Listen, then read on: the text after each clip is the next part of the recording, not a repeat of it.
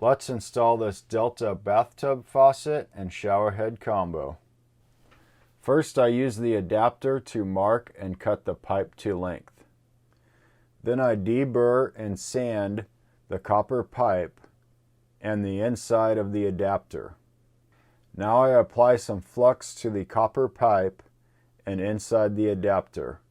Then I slide the adapter onto the pipe and solder it to the pipe. Now I'm going to slide on an O-ring on the valve and then slide on the decorative sleeve. Then I'm going to screw on the cover plate. This insulation does have some leeway on the depth of the valve inside the wall, since the cover plate can slide up and down the decorative sleeve. Then the handle screws onto the valve. Now I put an O-ring on the tub spout adapter. Then the tub spout screws onto the adapter. The last turn is difficult, but it is held securely in place. Now I install the shower arm by applying some PTFE tape and screwing it in place using a screwdriver. The screwdriver gives me the leverage I need.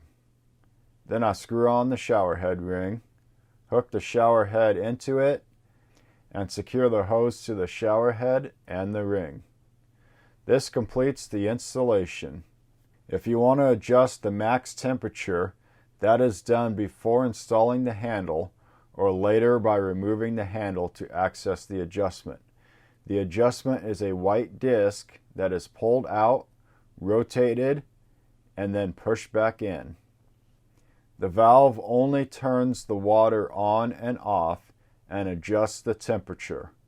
It does not have a pressure adjustment. The shower head has different settings for lower or higher pressure of the water. If the pressure isn't high enough, you can increase the pressure by removing a flow limiter in the shower head installed by the manufacturer. I use a screwdriver to push the limiter out from the back side. It's important to reinstall the filter after removing the limiter. Thanks for watching, have a good one, and take it easy.